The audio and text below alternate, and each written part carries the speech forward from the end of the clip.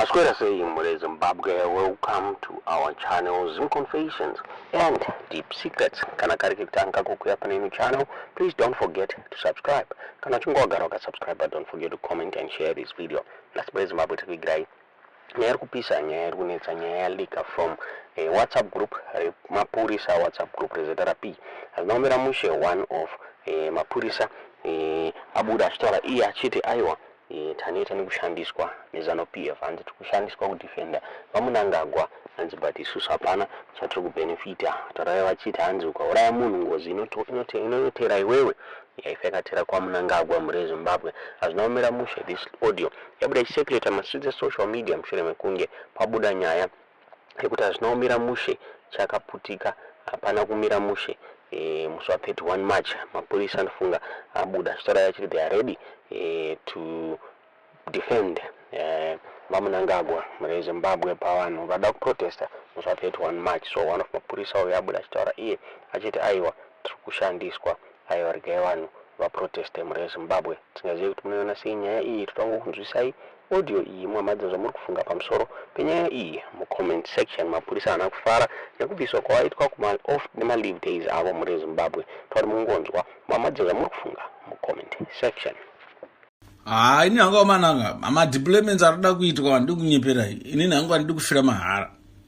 Mhuri yangu ichikuda kurarama, munhu wangu ichida kurarama apo ndotofonirwa kutonzi uya uri paleave, uya kunoku kunodiko kubasa ikuku kunodefenda Munangagwa. Gentlemen ngatibatsirane vakomana, ngatibatsirane tidzidze. We must learn from 2017 we were isolated zvisingaiti kumazuva chihuri paipa paoperation Restore Legacy paipa. We were isolated zvisingaiti tichionekwa sezvinhu zvisingashandi chaiko zvinhu zvisina kukosha.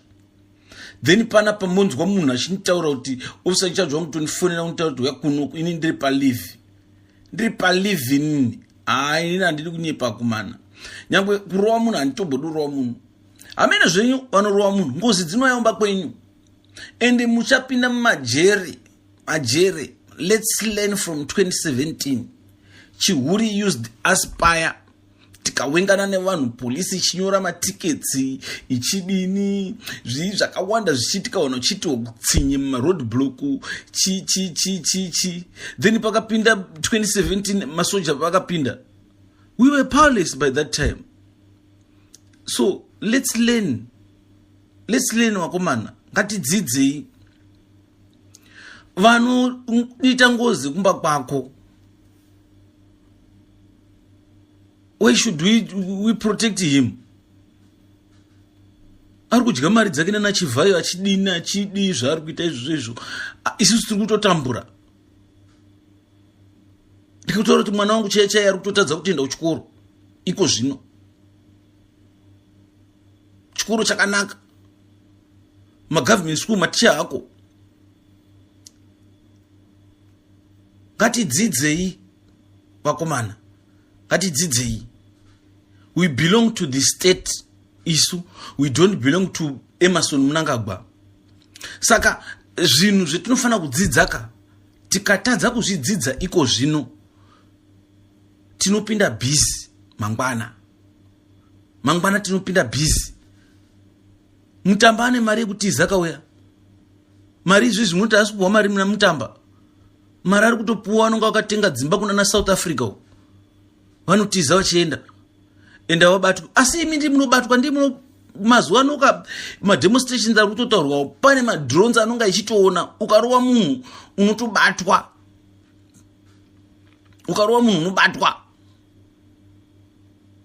nyika yese haisi kufara yamuramba Munangagwa.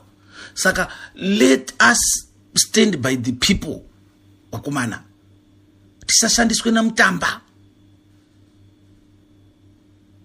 Ndikakutaura kuti last month ndakatenga boots coordinates neuniform trousers neboots kubhadhara mari yangu ini $25 kupuwa zvinhu zvangu izvezvo coordinates kutenga.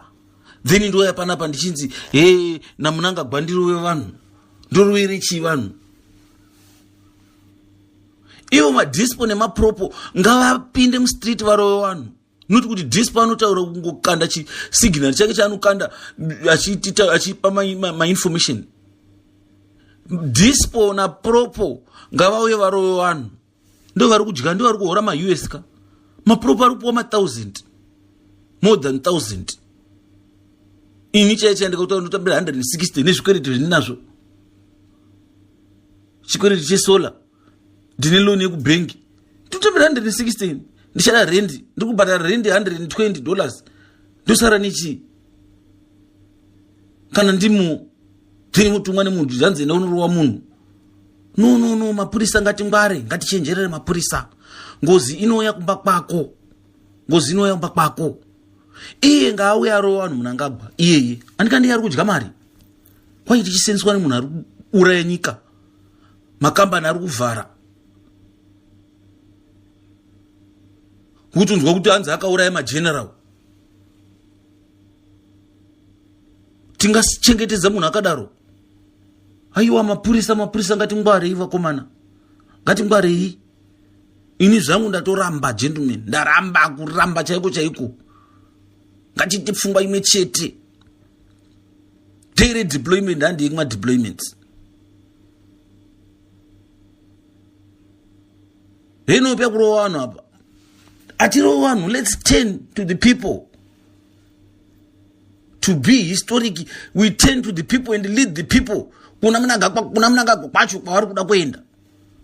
We go there. Zvinotenderwa nemutemo. Saka chii chinoramba? Mutemo unotaura section 59 of the constitution inotaura. Saka chii? Nai mapurisa. Apa ndiri kunzi bhadhara mari yemasports. Last month chaiche ndakanzi ndibhadhare $20 yemasports. Kuita here ikoko. Nekamari ke ndiri kutambira ikoko kakadhakwa ikoko. Ndakutaura ndi $160 US nemazigi. Mazigi hatengi chinhu. Then ndingamira ndichida kuprojecta mbavha. Aiwa ngaende munangagwa. Aiwa. Munangagwa ngaende gentlemen. Aiwa. Corruption yakadaro iri kuitika isi millions. Why should you protect a criminal? Aiwa ngatiite chinhu chimwe chete. Tisabvume kushandiswa. Let us follow the constitution. The constitution, the supreme law. Not kushandiswa nembavha. Aiwa kuna zvakadarozvo.